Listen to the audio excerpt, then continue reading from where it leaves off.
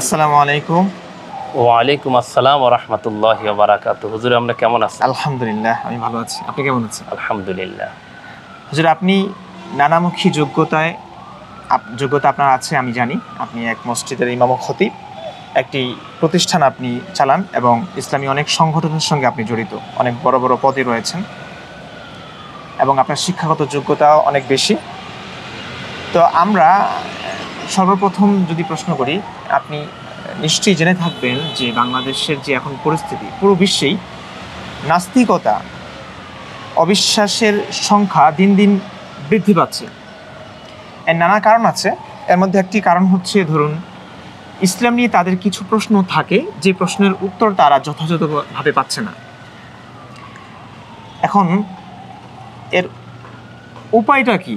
এদেরকে ইসলামের পথে কিভাবে আহ্বান করা যায় এবং কিভাবে তাদের প্রশ্নের উত্তর দিয়ে তাদেরকে সাহায্য করা যায়? আপনার কাছে আমার প্রশ্ন থাকবে এটুকু যে ইসলাম এদের নাস্তিকদের ব্যাপারে কি বলে, এদের বিধানটা কি? আলহামদুলিল্লাহ। প্রথম কথা হলো নাস্তিক।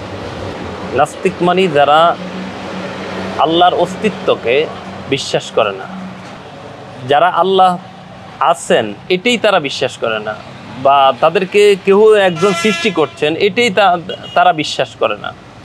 যারা আল্লাহ পাকের যেমন সমস্ত নেয়ামত ভোগ করার পরেও নেয়ামতের স্বীকার করে না, ইভেন যিনি তাকে সৃষ্টি করছেন যে তারা কেন করছে না। এই যে আমরা যেমন আল্লাহর কাছে কৃতজ্ঞ, তিনি আমাদের রিজিক দিচ্ছেন, এই মহাবিশ্বের সব কিছু আমরা দু চোখে যা দেখি না দেখি সব কিছুই তার অসংখ্য নিয়ামত রাজ্যের মধ্যে ডুবে আছে আমাদের জীবন।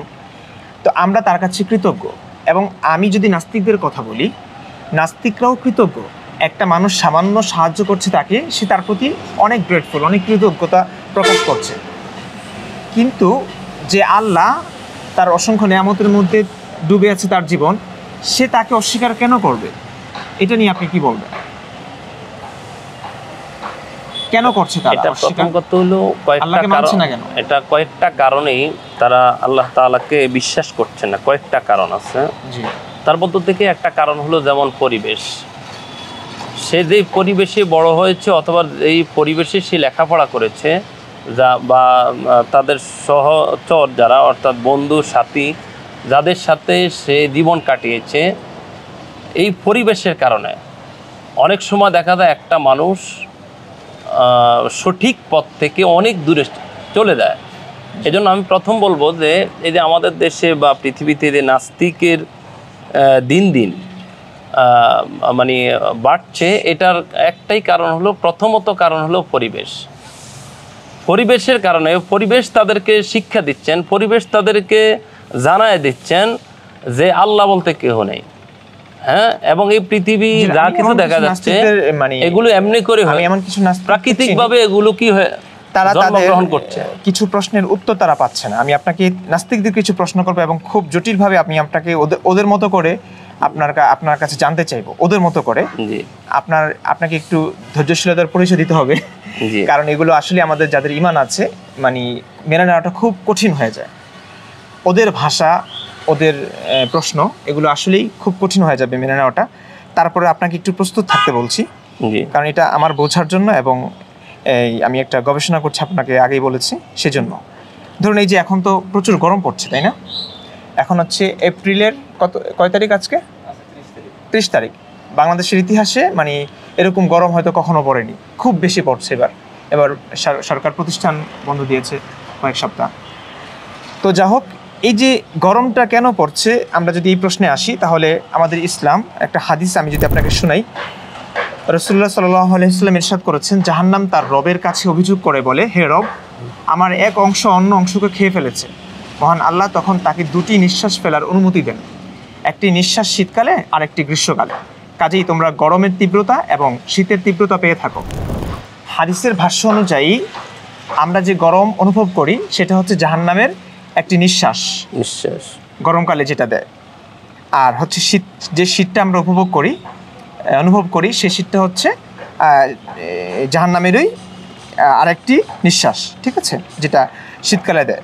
আচ্ছা, আপনি এই কথাটা কি বিশ্বাস করেন তো নাকি?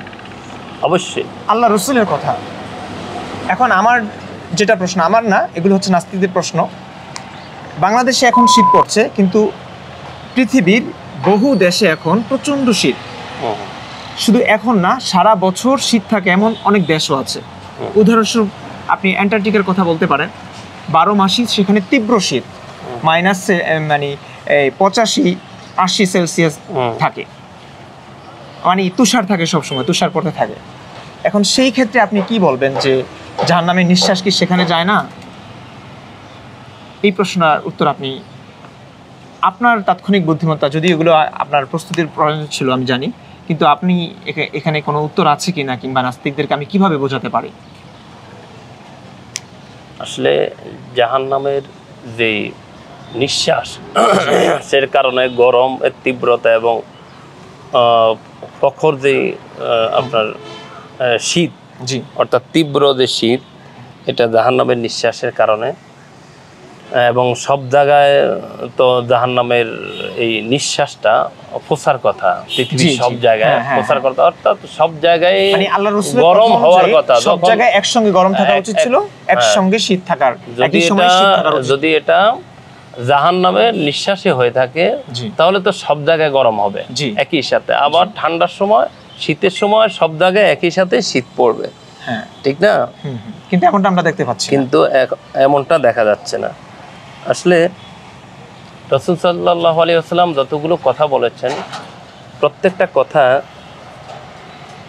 এখন যেমন মেনে নেওয়া সহজ, আরো 1400 বছর আগে মেনে নেওয়া এত সহজ ছিল না। যেমন আমি আপনাকে যদি বলি, যেমন মুহাম্মদ সাল্লাল্লাহু আলাইহি ওয়াসাল্লাম যখন মেরাজ অর্থাৎ গমন তিনি করছেন, মেরাজে গিয়েছিলেন, তখন তিনি যখন এসে বললেন যে আমি মেরাজ করেছি, গমন করেছি, অর্থাৎ পৃথিবী এরিয়া বাউন্ডারিকে ছেড়ে আমি প্রথম আকাশ, দ্বিতীয় আকাশ, তৃতীয় আকাশ, চতুর্থ আকাশ, এইভাবে উনি যখন বর্ণনা দিয়েছিলেন, তখন ওই সময়ের মুসলমানরা ছাড়া বাকি যারা ছিল তারা এটাকে উপহাসের একটা পাত্র বানিয়ে ফেলেছিল। তারা বললেন যে এটা কখনোই তো সম্ভব না, মানুষ কিভাবে, মানুষ কি পাখি নাকি, মানুষ উপরে উঠবে কিভাবে, এটা তো কোনোভাবেই সম্ভব নয়। এটা প্রথমত তো এটা কোনোভাবেই ওদের বিশ্বাস হচ্ছে না। তো পরবর্তীতে দেখা গেছে এখন কিন্তু এটা সহজেই বিশ্বাস করানো যায় যে একটা মানুষ উপরে যেতে পারে, অর্থাৎ জমিন থেকে উপরে যেতে পারে, সেরকম উপকরণ মানুষই তৈরি করে ফেলেছে। যেমন আপনি যদি বলেন প্লেনের কথাই বলেন, আমাদের জমিন থেকে কত উপর দিয়ে মানুষ চলে যাচ্ছে, ঠিক না? এই যে বিষয়টা কিন্তু এখন সহজ, এখন বোঝাটা সহজ। আরো সামনে 2 নম্বর হলো, যেমন মুহাম্মদ সাল্লাল্লাহু আলাইহি ওয়াসাল্লাম যখন বলছেন যে সিনা সাকের কথা বলছেন, যে ওনাকে সিনা সাক অর্থাৎ ওনার সিনাটাকে দ্বিখণ্ডিত করা হয়েছে, এবং তারপরে আবার সেখান থেকে আল্লাহ তাআলা আবার সেখান থেকে যা কিছু বের করার এগুলা বের করা হয়েছে, এই যে কথা, তারপরে আবার এটাকে আবার অ্যাডজাস্ট করা হয়েছে, এই যে বিষয়টা, এটা কিন্তু যখন বলা হয়েছে তখন কিন্তু তারা আরো বেশি হাসির পাত্র বানিয়ে ফেলেছে ইসলামটাকে। তারা বললেন যে এটা কোনোভাবে সম্ভব যে দুইটা বুকটাকে ছিঁড়ে দ্বিখণ্ডিত করার পরে আবার এটাকে জোড়া লাগানো, এটা কি কোনোভাবে সম্ভব? এটা হইতে পারে না। কিন্তু আল্লাহ তাআলা অল্প কয়েকশো বছর পরে সেটা প্রমাণ করে দিয়েছেন যে মানুষের বুক বিদীর্ণ করার পরেও একটা মানুষ বেঁচে থাকতে পারে। এটা কিন্তু মানুষই আবিষ্কার করেছে। অর্থাৎ ইসলাম কমপ্লিট কোড অফ লাইফ। ইসলাম মানুষের জীবন ব্যবস্থা, এমন না, ইসলামটা এমন না যে সমসাময়িকের জন্য আসছে। ইসলামটা কিয়ামত পর্যন্ত এই একটা ধর্ম হিসাবে, পূর্ণাঙ্গ ধর্ম হিসাবে এসেছে। এবং এখন দেখা গেছে আপনার একটা জিনিস, এখন আমি একজন আলেম হিসাবেও হয়তোবা একজন নাস্তিককে বুঝাতে সক্ষম হব না যে যতক্ষণ প্রশ্নের উত্তরে আপনি আপনার কিছু বলার আছে কিনা, এটা কোনোভাবে বোঝানো যায় কিনা, ব্যাখ্যা করা যায় কিনা, এটা আমার প্রশ্ন। যেটা বুঝেছেন তো নাকি? জি, এটা বোঝানো সম্ভব। এটা হলো বোঝানো সম্ভবই, যেমন এখন আমাদের যে মানুষের বিবেক এবং আমরা মনে করতেছি, মানুষের বিবেক কিন্তু সংকীর্ণ। আল্লাহ তাআলা আপনার কোরআনের মধ্যে যতগুলো কথা বলেছেন, প্রত্যেকটা কথা আপনার মানুষের বোধগম্যের ভিতরে নয়, অনেক হুজুর এমনটাই যদি হয়, ওরা কিন্তু এই কথাও বলে, ওয়ালা ক্বাদ ইয়াসসারনাল কুরআনা লিযিকরি ফাহাল মিন মুদ্দাকির। আমি কোরআনকে বোঝার জন্য সহজ করে দিয়েছি, আল্লাহ নিজেই বলেছেন, সূরা কমারে কয়েকবার এই কথাটা বলেছেন। তো এমন কোনো বিষয় কেন দিবেন হেদায়েত গ্রন্থে যেটা আমাদের বুঝতে খুব কঠিন হয়ে যাবে? কোরআন তো আল্লাহই বলছেন সহজ করে বোঝার জন্য সহজ করে দিয়েছেন, তা আমরা সেটা কেন বুঝবো না? কোরআনটা তো মুআজিজা, এটা মুহাম্মদ সাল্লাল্লাহু আলাইহি ওয়াসাল্লামের একটা মুআজিজা। মুআজিজা মানে দুষ্কর বিষয়। কোরআনে কারীমের মধ্যে এমন কিছু বিষয় আছে যেটা মানুষের উদ্ঘাটন করা কিয়ামত পর্যন্ত সম্ভব নয়, ঠিক আছে না? আবার কিছু কিছু বিষয় আছে বলার সাথে সাথে বোঝা সম্ভব। এটা নাস্তিক এখানে নাস্তিকরা এই কথাগুলো বলতে পারে যে তাহলে আমরা বুঝে নেব যে এটা রসুলের মুখের কথা। রসুল তখনকার 1450 বছর আগে আরবের যে চিত্র দেখেছেন সেই চিত্র অনুসারেই এই কথাগুলো বলেছেন সাধারণ মানুষকে ধোঁকা দিয়ে। না, এটা যদি মহাবিশ্বের স্রষ্টা কর্তৃক বাণী হতো তাহলে তিনি অবশ্যই জানতেন পৃথিবীর বিভিন্ন দেশের কথা। এক জায়গায় শীত থাকে, একই টাইমে অন্য সময় সেখানে অন্য দেশে সেখানে গরম থাকে, তীব্র গরম। নানানভাবে এটা প্রাকৃতিক একটা নিয়মতন্ত্রের মধ্যে আছে, নিয়মতান্ত্রিকভাবে এটা হতে থাকে। তো ওনার পক্ষ থেকে যদি কথা হতো তাহলে এমনটা হয়তো বলতেন না। রসুল যেহেতু আল্লাহর সঙ্গে কানেক্টেড না, কিংবা মহাবিশ্বের সৃষ্টিকর্তা যাই বলি না কেন আমরা, কোনো একজন ঈশ্বরের সঙ্গে কানেক্টেড না, সেই কারণে তিনি 1450 বছর আগে যে পরিবেশ পরিস্থিতি দেখেছেন তার আশপাশ জুড়ে সেই অনুসারে তিনি কথাটা বলেছেন। এখনকার যুগ হিসেবে আমরা মিডিয়ার যুগ হিসেবে আমরা সারা বিশ্বের খবর আমরা হাতের মুঠোয় আমরা পেয়ে যাচ্ছি, আমাদের একটা সেলফোনে আমরা পেয়ে যাচ্ছি। সেই কারণে আমরা দেখতে পাচ্ছি আজকে বাংলাদেশে বসেও যে সুদূর অ্যান্টার্কটিকায় সেখানে তীব্র শীত পড়ছে এবং সারা বছরই শীত পড়ছে। এটা কিন্তু 1450 বছর আগে মক্কায় থেকে কিংবা সৌদি আরব থেকে সারা বিশ্বের খবর জানার কোনো পসিবিলিটি ছিল না। হাদিসের যে বিষয়টা আছে, যেমন এটার ব্যাখ্যা এমন হইতে পারে যে আল্লাহ তাআলা যখন নাকি কোনো জাতি, কোনো গোষ্ঠী, হাদিসের মধ্যে আসছে, যখন কোনো জাতি গোষ্ঠী যখন আল্লাহ পাকের অবাধ্যতার সীমা মানে করে, তখন আল্লাহ তাআলা তাদের কাছে নির্দিষ্ট একটি অঞ্চল বা নির্দিষ্ট একটি জায়গার জন্য একটি আযাব আল্লাহ তাআলা, আযাব হিসেবে আল্লাহ তাআলা আকাশ থেকে এটা কি করেন, নাজিল করেন। তো এটা হাদিসের ব্যাখ্যা এমনটা হতে পারে যে এগুলা, এই যে গরমের যে বিষয়টা, সেটা হলো যে আল্লাহ তাআলা আপনার কি নির্দিষ্ট কিছু অঞ্চলের জন্য গরম আল্লাহ তাআলা যদি এটাই বলেন তাহলে এই যে মুসলিম দেশগুলোতে দেখা যায় প্রচণ্ড গরম, আবার যারা কাফের মুশরিক আছে, পাপে ভরা দেশ, সেই দেশগুলোতে আবার তারা খুব সুখী শান্তিতে বসবাস করছে। হ্যাঁ, তারা খুব নাতিশীতোষ্ণ দেশে আছে কিংবা শীত প্রধান দেশে আছে, এবং শীতকে প্রোটেক্ট দেওয়ার জন্য তাদের যথেষ্ট উপকরণ রয়েছে। তো সেক্ষেত্রে যদি এটা আল্লাহ তাআলা গজবই হয়ে থাকে, হ্যাঁ, তাহলে সেই গজব থেকে বাঁচার জন্য মনুষ্য সৃষ্টি কোনো উপকরণ কিভাবে তৈরি হতে পারে? যদি গজবই হয়ে থাকে, তার মানে কি আল্লাহর গজবটাকে তারা ঠেকাচ্ছে? ওটা তো কখনোই সম্ভব না যে আল্লাহ তাআলার গজব, যদি এটাকে গজব বলে আপনি অভিহিত করে থাকেন। কারণ দেখা যাচ্ছে মুসলিম দেশগুলোতে, যেখানে এই যে আপনি যদি ভূমিকম্পের কথা বলেন, প্রচণ্ড গরমের কথা বলেন, তুরস্কে ভূমিকম্প হয়েছে, মসজিদ ভেঙে পড়েছে, মুসল্লিরা নামাজরত অবস্থায় সেখানে মাটির নিচে চলে গেল, তারা ধ্বংসস্তূপের অংশ হয়ে গেল। তারপরে যদি গরমের কথা বলেন, যেটা রসুলের দেশ, সেই দেশেই এত তীব্র গরম পড়ছে, এটা কিভাবে গজব হয়ে থাকে? আপনার যেমন গরম যেমন আল্লাহর পক্ষ থেকে আযাব হইতে পারে, তীব্র গরম, যেমন তীব্র শীত, ঠান্ডা, এটাও আল্লাহর পক্ষ থেকে গজব হইতে পারে। কারণ পৃথিবীতে আপনি দেখবেন অনেক দেশ আছে, আমরা যে সমস্ত দেশে মুসলমান নাই, এরকম অসংখ্য দেশ, বিশেষ করে ইউরোপে বা অ্যান্টার্কটিকা মহাদেশে দেখবেন এমন তীব্র আপনার শীত পড়ছে যে একেবারে বরফ, আসমান থেকে বরফ পড়ছে। তাহলে সেই ক্ষেত্রে সেই জায়গার জন্য এই যে বরফ পড়ছে এবং তারা বসবাস করছে, এটা এক ধরনের তাদের জন্য আযাব। তো ওই হাদিস অনুযায়ী ব্যাখ্যাটা কি হতে পারে যে জাহান্নামের নিঃশ্বাসটা তাহলে ওখানে যাচ্ছে না? যে এখন ধরুন অ্যান্টার্কটিকা এখন প্রচণ্ড শীত, -সেলসিয়াস, এখন ওখানে কি জাহান্নামের নিঃশ্বাসটা যাচ্ছে না? আল্লাহ রসুলের কথা অনুযায়ী আল্লাহর এই রসুলের কথা তো এর প্রয়োগ হচ্ছে না এই যুগ হিসেবে।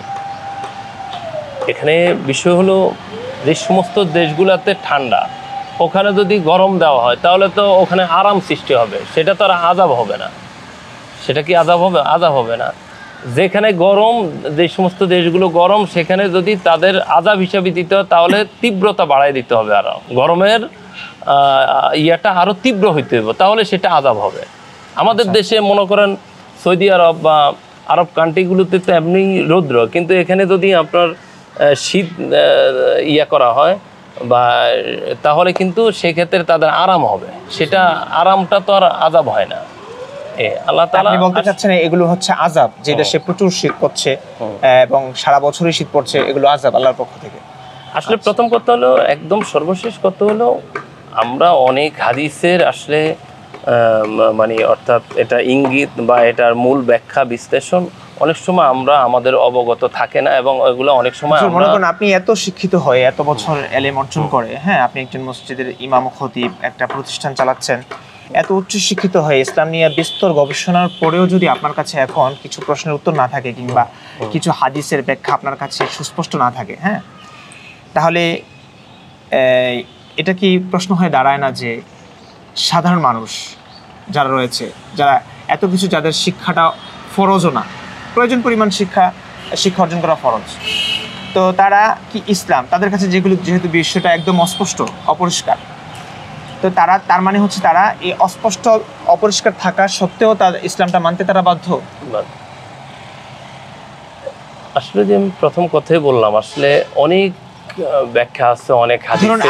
ধরুন আমি কিছু কিছু মানে প্রশ্নের উত্তর পাচ্ছি না, কিংবা কোরআনের কিছু আয়াত নিয়ে আমার সন্দেহ রয়েছে, হ্যাঁ, নাস্তিকরা যেটা বলে অসংখ্য আয়াত নিয়ে তাদের আছে, তারা ভুলও ধরছে, তো এখন তাদের কাছে যৌক্তিকভাবে সেই আয়াতের ব্যাখ্যা বিশ্লেষণ তারা পাচ্ছে না, দিতে পারছে না, তাই তারা নাস্তিক হচ্ছে, তাই তারা মুহাম্মদ সাল্লাল্লাহু আলাইহি ওয়াসাল্লামকে বিশ্বাস করছে না এবং আল্লাহকে বিশ্বাস করছে না। ঠিক আছে, এখন তাদের কথা হচ্ছে সব কিছু স্পষ্ট হবে তবেই আমরা বিশ্বাস করব, অন্ধভাবে কেন বিশ্বাস করব? আর যদি অন্ধভাবে বিশ্বাস করতেই হয়, তাহলে ইসলাম ছাড়া পৃথিবী জুড়ে যতগুলো ধর্মের অস্তিত্ব রয়েছে, যেমন আমি 2013 সালের এক পরিসংখ্যানে দেখেছি পৃথিবীতে ধর্মের সংখ্যা হচ্ছে 4315, এবং সেই পরিসংখ্যানে এটাও বলা আছে যে ধর্মের সংখ্যার চেয়ে বেশি হতে পারে। বেশির কথা না বলি, 4000-ই ধরি না কেন আমরা, খুচরা সংখ্যাটা বাদ দিয়ে 4000 ধর্মের প্রত্যেকটা ধর্ম কিন্তু নিজেদের ধর্মকে শ্রেষ্ঠ বলে মনে করছে, উত্তম বলে মনে করছে, সত্য বলে মনে করছে, বাকি সব ধর্মগুলোকে তারা মিথ্যা বলে মনে করছে। যেমন আমরা ইসলাম ধর্মকে সত্য বলে মনে করছি, হিন্দু কিংবা বাকি অন্যান্য যে ধর্মগুলো রয়েছে সেগুলো আমাদের দৃষ্টি অনুযায়ী, আমাদের দৃষ্টিতে বাতিল ধর্ম, মিথ্যা ধর্ম, বানানোর ধর্ম। হিন্দুরা তাই মনে করছে, তাদের ধর্মটাকে সত্য বলে মনে করছে, এবং বাকি ইসলাম ধর্মটাকে তারা মিথ্যা মনে করছে। আসলে আল্লাহ তাআলা এই যে না বুঝেই মানতে হয়, হ্যাঁ, ধর্ম যদি আমার কাছে অযৌক্তিক হওয়ার পরও আমি মানতে বাধ্য হই, তাহলে অন্যান্য ধর্মের লোকেরা কি দোষ করলো? তারা তো ধর্মের ক্ষেত্রে এটাই বলে যে ধর্মের ক্ষেত্রে এত প্রশ্ন করা যায় না, সবকিছু বুঝতে হয় না, আমাদের বোঝার বাইরে। ধন্যবাদ। আসলে আপনার ওই যে আল্লাহ তাআলাকে চিনার জন্য, আল্লাহ তাআলাকে বিশ্বাস করার জন্য অনেক দলিল প্রমাণ, অনেক কিছু লাগে না। কারণ হলো, যেমন প্রথমত কত হলো, একটা মানুষের কাছে যদি দ্বীনের, ইসলামের যদি দাওয়াত নাও যায়, এবং সে যদি একটা পাহাড়ের মধ্যে অথবা একটা সমুদ্রের মধ্যে সে জন্মগ্রহণ করে, সেখানে যদি বসবাস করে, কিন্তু সে যদি জ্ঞানী হয়ে থাকে, তাহলে সে আল্লাহ তাআলার সৃষ্টি দেখে দেখে মহান রবকে চিনা তার পক্ষে সম্ভব। এখন বিষয়টা হলো, সবগুলোর ব্যাখ্যা দেখা গেছে অনেক সময় যে আমাদের কাছে অনেক সময় থাকে না, বা অনেক হাদিসের ইঙ্গিত বা কোরআনে কারিমের অনেক অস্পষ্ট থাকার কথা, বা ওগুলোর সঠিক ব্যাখ্যা আমরা যে ব্যাখ্যাগুলো দিব, এটা আপনি হয়তোবা নাও মানতে পারেন। তবে প্রথম মানে সর্বশেষ কথা হলো যে যদি ইমানদার হয়ে থাকেন, তাহলে আপনি আল্লাহ তাআলার এমন কোনো জায়গা না যেখানে আল্লাহ তাআলার নিদর্শন নেই, এই যে সব জায়গায় আল্লাহ তাআলার নিদর্শন আছে। নাস্তিকরা যে নাস্তিক কিংবা আল্লাহকে বিশ্বাস করছে না, ইসলামকে তারা সত্য বলে জানছে না, এর কারণ কিছু নাস্তিকের ক্ষেত্রে, সব নাস্তিকের ক্ষেত্রে হয়তো এটা হবে না, কিছু নাস্তিকের ক্ষেত্রে এটা সত্য যে তারা আল্লাহকে মানছে না, নবীকে বিশ্বাস করছে না, শুধু এই কারণে যে তারা সঠিক দলিল প্রমাণ পাচ্ছে না। ঠিক আছে, তাদের ক্ষেত্রে ইসলামিক বিধান তো এটাই যে তাদের সঙ্গে যুদ্ধ করতে হবে, তাদেরকে মারতে হবে, কিংবা কোনো মুসলিম যে কিনা ধরুন অনেক বছর সে মুসলিম ছিল, তারপরে সে ধর্মটাকে বুঝে মানতে গিয়ে সে সংশয়বাদী হয়ে পড়েছে, সে মুরতাদ হয়ে গেছে। আসলে তো যে তাদেরকে যে মারার কথা বলে, হ্যাঁ, যে আমাদের ধর্ম অনুসারে তো তাদের সঙ্গে যুদ্ধ করার কথা, তাদের মুরতাদের একমাত্র শাস্তি হচ্ছে মৃত্যুদণ্ড, এটাকে তারা বড় বড় একটা আইন বলে মনে করছে, যে আপনার ধর্মই অস্পষ্ট, সেখানে আমরা অস্পষ্টতার কারণে মানতে পারছি না, সেখানে আপনাদের না বুঝিয়ে আমাদেরকে মৃত্যুদণ্ড দিবেন, এটা তারা বলছে। এটার কোনোভাবে এটার প্রশ্নে এই প্রশ্নের উত্তরে আপনি কি বলবেন?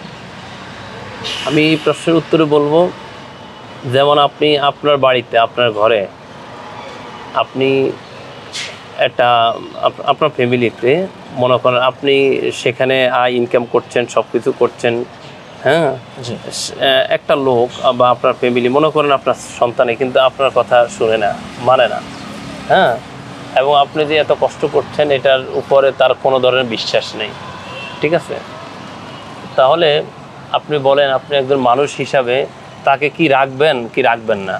আপনার কাছে তখন কেমন মনে হইব যে ওই সন্তানটাকে দুনিয়া থেকে বিদায় করে দেওয়াই ভালো। যেই সন্তানটাকে আমি খাওয়াচ্ছি, তারপরে লেখাপড়া আমার খরচে তাকে লেখাপড়া করানো হয়েছে এবং তারপরে সব কিছু সে আমার ইয়ে করছেন, কিন্তু সে আমাকে মানছেন না এবং আমার অপপ্রচার করছেন, আমার ব্যাপারে বিরুদ্ধাচরণ করছেন এবং অপপ্রচার করছেন। একটা হলো চুপ থাকা, আর একটা হলো বিরুদ্ধাচরণ করা, অপপ্রচার করা, ঠিক আছে। এই দৃষ্টান্তের সঙ্গে তো এটা মিলে না এই কারণে যে কারণ আমি যদি আমার ভাইয়েরটা মনে করেন, আমি যদি আমার ভাইয়েরটা খাই, তার মানে ভাইকে আমি দেখতে পাচ্ছি, ভাইয়ের উপার্জন আমি খাচ্ছি, এটা আমি স্পষ্ট। কিন্তু এখানে তো ব্যাপারটা স্পষ্ট না। যেমন স্পষ্ট হলো যেমন এই জমিনটা বানাইছে কে? জমিনটা বানিয়েছে কে? ওরা তো ব্যাখ্যা দিচ্ছে যে প্রাকৃতিকভাবে হয়েছে এবং মহাবিশ্ব সৃষ্টির প্রত্যেকটা এক একটা নক্ষত্র, গ্রহ নক্ষত্র কিভাবে তৈরি হয়েছে, বিজ্ঞানের সমস্ত কিছুর ব্যাখ্যা আছে। ওরা তো ব্যাখ্যা দিচ্ছে, বরং ইসলামে ওরা বলছে ইসলামে ব্যাখ্যা নেই। ইসলাম বলছে যে মনে করেন আমরা জান্নাত দেখিনি, জাহান্নাম দেখিনি, পুলসিরাত দেখিনি, আমরা আখিরাত দেখিনি, আখিরাতের কিছুই আমরা দেখিনি, ঠিক আছে। আল্লাহ রাসূল আমাদেরকে যা যা বলেছেন কিছুই দেখিনি আমরা, ফেরেশতা দেখিনি। এমনকি জিবরাইল 23 বছরের ব্যবধানে আল্লাহ রাসূলের কাছে ওহী নিয়ে এসেছেন, সেই জিবরাইলকে কোনো সাহাবী দেখেনি কিংবা আমরা কেউ দেখিনি। সব কিছুই বিশ্বাস করেছি মুহাম্মদ সাল্লাল্লাহু আলাইহি ওয়াসাল্লামের কথায়। এখন একটা মানুষের কথায় বিশ্বাস করেছে আমরা এই সব কিছু, সেই মানুষটার জীবন আচার যদি আমাদের কাছে প্রশ্নবিদ্ধ হয়, সেই মানুষটা তো ভুলও বলতে পারে, মিথ্যাও বলতে পারে, যেমনটা অনেকে মিথ্যা নবী বলে দাবি করেছে। তো এই নবী যে মিথ্যা বলে নাই কিংবা সবসময় সত্যি বলেছে, আমাদেরকে সব শুনিয়েছে, আমরা কিভাবে এটা বিশ্বাস করব? দলিল প্রমাণের আলোকে তো আমরা দেখছি যে অনেক অস্পষ্টতা রয়েছে। এই ক্ষেত্রে আপনি কি বলবেন? যেমনটা অসংখ্য নাস্তিকরা দেখাচ্ছে, এগুলো ফেসবুকে লেখালেখি করছে, ছাড়ছে, এগুলোর কারণে নাস্তিকতা দিন দিন বৃদ্ধি পাচ্ছে।